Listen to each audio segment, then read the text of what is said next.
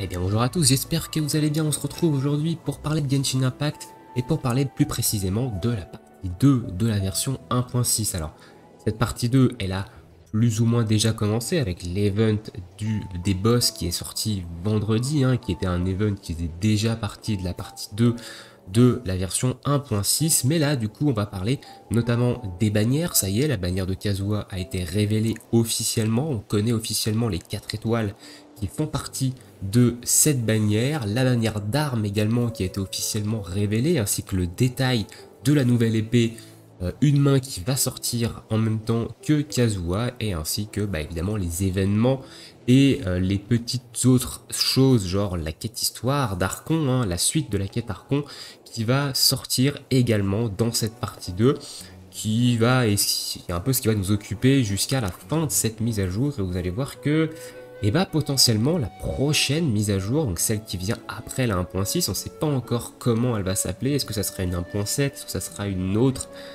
numéro de version, et potentiellement elle va apporter quelque chose de très très intéressant, et toutes les informations qu'on a durant cette 1.6 commencent gentiment à converger vers cette hypothèse, et j'en parlerai évidemment au moment où on parlera de la quête d'Archon. Alors du coup c'est parti.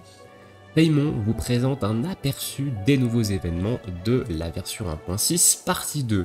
Donc on attaque directement avec la bannière de Kazuha qui va du coup voir arriver avec lui un write-up de Bennett. Bennett, ça faisait un moment qu'on l'avait pas vu, ça faisait depuis la bannière de Keking en 1.3 qu'il n'avait pas été en write-up. Rosaria qui avait été évidemment en write-up, qui était sorti en 1.4 et qui avait été en write-up durant la bannière de Tartaglia, donc ça fait pas si peu de temps que ça qu'elle était du coup proposée en write-up dans une bannière. Et du coup Razor, alors Razor je sais plus trop à partir de quand, la dernière fois qu'on l'a eu en write-up, mais on a quand même des 4 étoiles qui sont plutôt intéressants. Bennett qui est un 4 étoiles, un support Pyro qui est exceptionnel, qui est très attendu à chaque fois par les gens qui l'ont passé 6, etc. ou qui ne l'ont pas du tout. Rosaria qui est un très bon support cryo, qui peut également se jouer en main DPS, mais elle excelle encore plus en tant que support cryo. Et Razor qui est un excellent main DPS physique, qui était l'un des meilleurs DPS physiques jusqu'à la sortie de Eula. Razor c'est vraiment un personnage 4 étoiles excellentissime, et il y a beaucoup de joueurs qui aiment beaucoup ce perso. Donc voilà, on a une bannière de Kazuha qui est quand même très très bien en termes de 4 étoiles rate up. Lui, j'en ferai son analyse, j'en ai déjà parlé dans une précédente vidéo parce qu'on a eu un article sur lui qui nous détaillait un petit peu plus ce qu'il allait pouvoir faire. L'analyse du perso évidemment quand il sera sorti, alors pas le jour même, je vais déjà attendre un petit peu que sa théorie craft etc. et afin de vous fournir des informations qui soient pertinentes sur le personnage. Évidemment avant de l'invoquer, si vous avez un doute sur le perso, essayez-le dans l'event, essayez c'est l'adopter qui arrive à chaque fois avec chaque bannière. Ça vous permettra un peu de voir ce que le personnage propose et de voir si le personnage vous intéresse vraiment, etc. Après, si vous invoquez comme moi juste pour le style et pour le gameplay, bon, ça c'est évidemment les goûts et les couleurs. Personnellement, je le skip. Kazuha ne m'intéresse absolument pas. Le perso est certes stylé, mais le gameplay, je le trouve, le gameplay, je l'aime pas, il m'intéresse pas. Et le personnage en lui-même, je trouve qu'il ne m'apporte pas grand chose au niveau de la boxe. Voilà pour la bannière de personnage. On va passer maintenant à la bannière d'armes. Et la bannière d'armes, elle est dégueulasse. Honnêtement, c'est franchement dommage parce que la bannière d'armes, elle est franchement dégueulasse par rapport à la bannière de perso. Donc la nouvelle arme ici, le serment de la liberté, on va d'ailleurs voir ce que ça donne, on a le détail de cette arme évidemment, hop je vous le mets sur le côté, donc c'est une arme qui va avoir 608 d'attaque de base au niveau 90 et qui va avoir de la maîtrise élémentaire, donc 198 de maîtrise élémentaire au niveau 90, et au niveau de son passif, partie du concert du millénaire, augmente les dégâts infligés de 10%, ok. Si le personnage déclenche une réaction élémentaire, il obtient un talisman de résistance à raison d'un talisman toutes les 0,5 secondes max, même s'il n'est pas déployé. Une fois 2 talismans cumulés, ils sont consommés et font bénéficier pendant 12 secondes à tous les membres de l'équipe à proximité de l'effet concert du millénaire Ode à la révolte, ce qui augmente les dégâts infligés par les attaques normales, les attaques chargées et les attaques plongeantes de 16% et l'attaque de 20%. Il n'est plus possible de gagner talisman de résistance pendant 20 secondes après l'activation de cet effet. Évidemment, on ne peut pas cumuler différents effets du concert millénaire sur l'équipe. Ok, donc c'est une arme qui reste quand même très intéressante pour Kazuha, hein. Dès qu'il va faire dès qu'il va provoquer une réaction élémentaire, hein, et ben, il va avoir des talismans, et au bout de 2 réactions élémentaires, sachant que Kazuha ne peut provoquer que dispersion, et ben, il va buffer l'équipe et il va augmenter leur attaque. Donc ici on est raffinement 1, hein, on n'est pas raffinement 5. Et ben, il va buffer les attaques normales, chargées et plongeantes de 16%, ainsi que l'attaque de 20%. Donc c'est quand même une bonne arme, hein, on va pas se le cacher.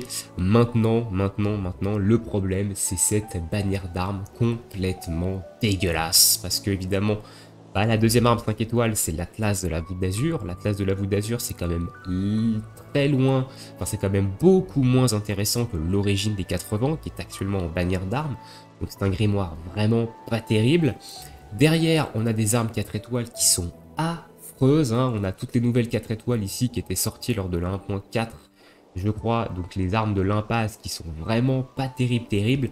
Même si l'épée 4 étoiles est intéressante sur Kazuha parce qu'elle donne de la maîtrise élémentaire.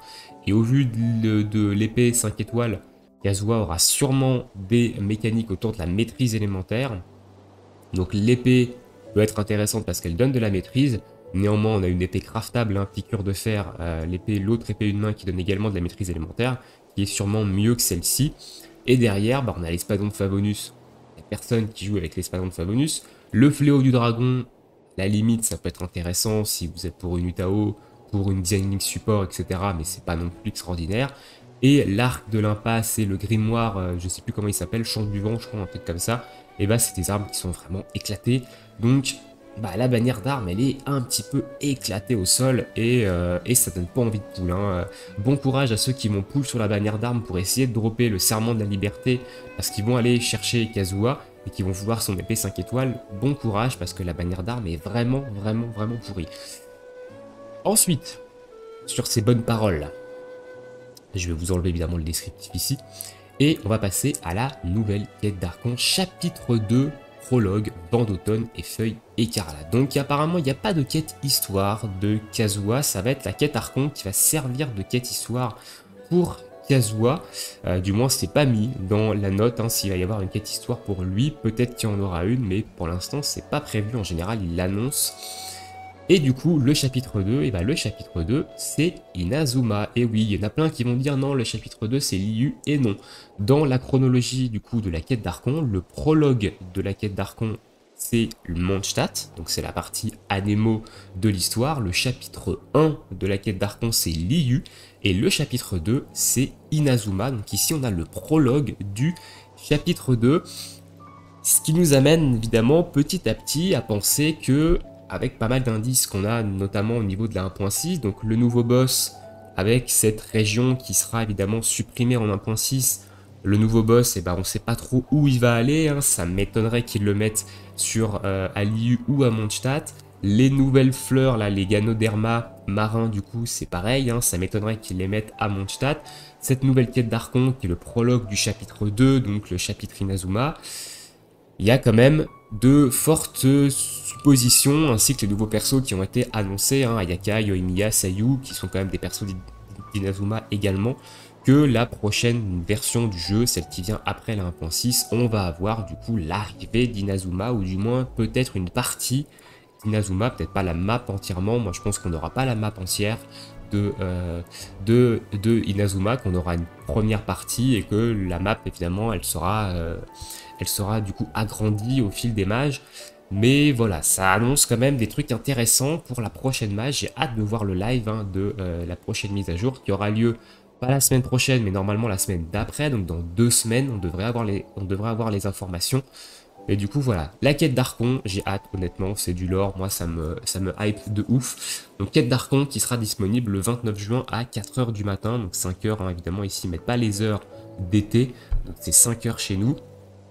Et la condition de déblocage, c'est il faut être niveau d'aventure supérieur ou égal à 36, et il faut avoir fini la quête d'Archon chapitre 1, acte 4, nous serons enfin réunis, donc la quête avec Dainsleif où vous voyez... Et bah vous voyez quelqu'un, voilà, je ne vais pas vous spoil, hein. Vous voyez quelqu'un, donc il faut l'avoir terminé. L'événement Légende martiale du vent qui lui a commencé vendredi, hein, qui est déjà en cours, qui est un très bon événement, qui fait évidemment galérer pas mal de joueurs, et qui est un événement qui était très très attendu dans cette match, donc qui est vraiment vraiment cool, qui lui dure jusqu'au 8 juillet à 4h59. Alors je rajoute toujours une heure parce qu'à chaque fois dans leurs notes, ils oublient que la France est en heure d'été et que nous, le reset, c'est plus 4h du mat, c'est 5h. Hein.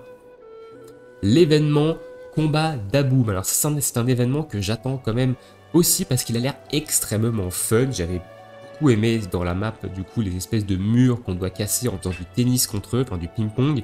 J'avais beaucoup aimé et cet événement du coup avait l'air assez fun, une espèce de Mario tennis, volleyball, enfin je sais pas, appelez-le comme vous voulez, et défi de la forteresse d'Odo. Donc ça c'est pareil, c'est un événement que j'attends parce que c'est un événement très intéressant et du coup il va arriver après cet événement là, enfin après, non, pendant l'événement, ici finit le 8 juillet, celui-ci commence le 2 juillet jusqu'au 12 juillet.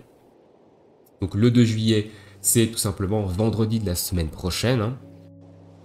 Donc ça c'est un événement que j'attends également. Et ensuite le dernier événement de cette mise à jour 1.6, événement guerre sans fin, qui était un événement où on allait combattre des ennemis et il y avait des cibles. Alors je sais pas trop comment ça va se passer, on a une petite descriptif ici.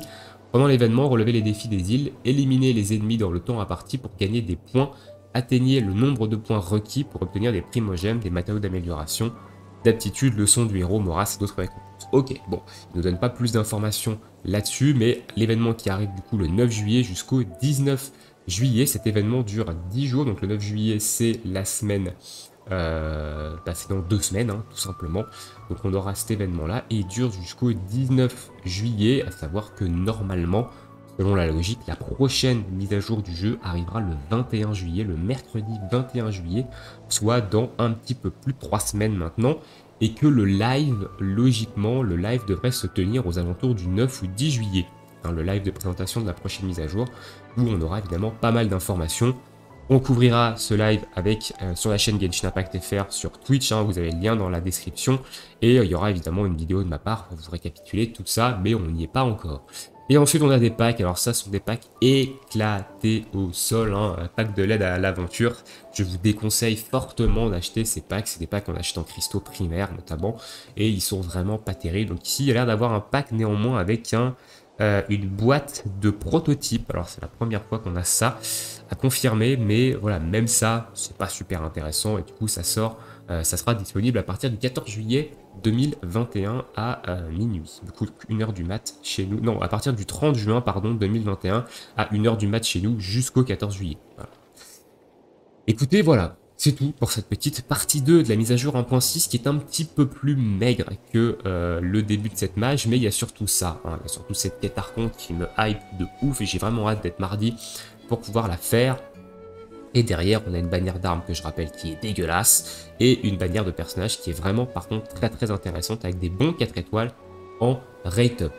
Sur ce, on va se laisser là. Dites-moi ce que vous pensez de cette partie 2, quels sont les événements que vous attendez. Est-ce que vous allez pull sur Kazuha parce que certains 4 étoiles vous hype? Est-ce que vous allez prendre le risque de pull sur cette bannière d'armes qui n'est vraiment pas folichonne? Et est-ce que surtout la suite de la quête d'Archon vous hype? Et est-ce que vous voyez venir la prochaine mise à jour comme je le vois venir avec très certainement l'arrivée, les débuts d'Inazuma qui est attendu depuis très longtemps maintenant par la communauté, hein. Je rappelle au passage que Genshin Impact à la base devait être disponible avec 3 régions, donc Inazuma devait faire partie du jeu pendant sa release, donc à sa sortie. Donc ça fait maintenant quasiment 1 an que les joueurs attendent l'arrivée d'Inazuma, donc ça commence à à y avoir un petit peu d'impatience, et là, la hype monte quand même à vitesse grand V, avec tous ces petits indices, toutes ces nouvelles choses qui nous rapprochent de plus en plus de la sortie de la nouvelle région. Je vous souhaite à tous une très bonne journée, une très bonne soirée, bon jeu, et à bientôt pour de prochaines vidéos. Ciao ciao tout le monde.